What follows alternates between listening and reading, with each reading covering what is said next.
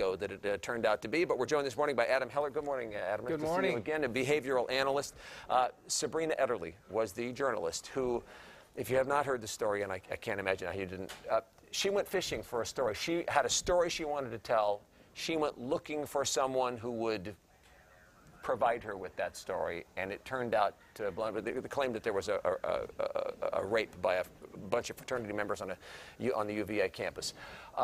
That's your quick update. How does that happen? How does someone who has been published in leading publications, I mean, a gal with a great career, she had to know that she had not properly vetted her source. She had to know that this was not a well-written article. Well, there are four kinds of pain. There's physical pain, emotional pain, mental pain, spiritual pain. I've helped about 1,000 people get pain-free physically and about 1,000 the other. And in her case, we're all trying to get away from all these pain, and she's clearly, in this case, suffering emotional pain. The journalist. The journalist. You know the gig as a journalist. It's hard work. It's uncovering facts. It's writing. It's toiling long days in front of a computer writing with very little recognition. So all of a sudden, the golden egg comes along. Jackie, the story of rape, gang rape, college campus, all of this starts ratcheting up her emotion. We should say Jackie was the subject of this article who claimed she had been raped by numerous fraternity members on campus, and it turned out to not be true. And so her emotion ratchets up. There's the big ticket here for her. In addition to that, empathy probably kicks in, and all of these things come up. And what happens is when we start to make emotional decisions, we get this laser focus, and the rules go out, and it's, I want to publish, I want this, I want the notoriety, I want everything. All this is going to get me out of pain and get me some celebrity or whatever it is.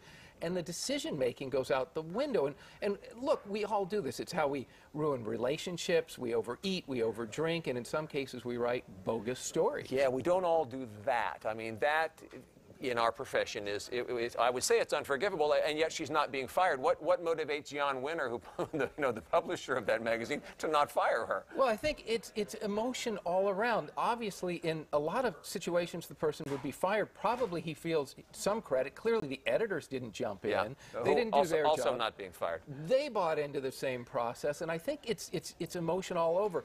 Here's a really interesting thing. When people feel good, they make good choices. When they feel crummy, they make crummy choices. And the important thing is to learn how to feel good for no good reason at all, so you make better choices. We got to go. I think Sabrina Ederle felt good for a little while on this one, but not good now. Mention the book real quick. Zero Pain Now, The End of Physical Pain. Which you can find online or at his website. We'll get that linked for you. Thanks very much. Thanks for having me back. My pleasure. What's going on?